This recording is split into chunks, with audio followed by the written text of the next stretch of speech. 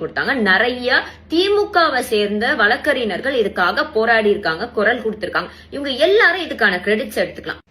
அதை கொடுத்தாங்க இதை கொடுத்தாங்கன்ற இது மாதிரிலாம் பேச சொல்லி உனக்கு எவ்வளவு கொடுத்தாங்கன்னு கேட்டா சொல்ல மாட்டேற.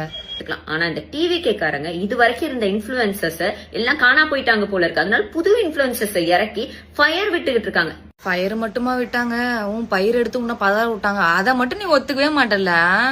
அதை மட்டும் நீ ஒத்துக்கவே மாட்ட. உங்களோட ஆட்சியில நடந்த இப்ப நடந்துச்சுல சூலூர்ல, அதுக்கு அந்த அம்மாவோட சம்மதம் இல்லாம எதுக்கு நீங்க அந்த பிள்ளைய எரிச்சிங்க? இதுக்கு பதில் சொல்லுங்க.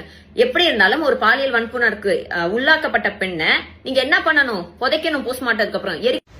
என்ன ஜூலி பப்ளிக்கு அப்படி கேள்வி கேட்டுவிட்ட?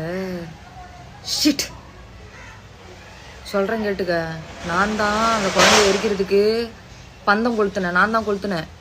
எங்க அண்ணா இருக்காரு பத்தியா சிஎம் அண்ணன், அவர் தான் எடுத்துன்னு போய் குழந்தை மேல வச்சாரு. மக்கள் எல்லாம் டிவிக்கோட சப்போர்ட்டர்ஸ் எல்லாம் பின்னாடி நின்று கை தட்டி சிரிச்சாங்க. பைத்தியக்காரி 1ஆம் நம்பர் பைத்தியக்காரி, முட்டாள் தற்கூரி நாய. பெத்தம் எத்தனை போய் எரிச்சு போட்டாருன்னா அதுக்கு என்னடி பண்ண முடியும்?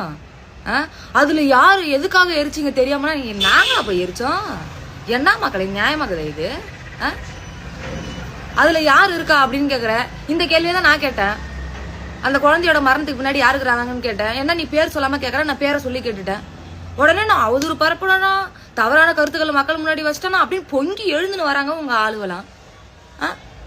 இப்ப நீ என்ன சொல்ற? அவரா போய் எரிச்சிட்டு வந்தாரு கேக்குறேன் நானு. என்ன நீ பைத்தியங்கிட்டே பிடிச்சி போச்சாடி உனக்கு? இல்ல மெண்டல் பிடிச்சி போய் திரிஞ்சு கிடக்குறாடி நீ? எனக்கு புரியலடி. அவங்க அப்பங்க தான் பெத்த புள்ளிய அவங்க பொண்டாட்டிக்கும் அவருக்கு என்ன மன கஷ்டமோ அவர் எடுத்துன்னு போய் அவர் புள்ளிய பெத்தவருக்கு எரிக்கிறது உரிமை இல்லையா? அதுக்கு நாங்களாம் காரணமாயிடும், எங்க அண்ணன் காரணமாயிடுவாரா? என்னாடி ஒரே ஆட்டமா ஆடுனுக்கிற நீ? சருக்கு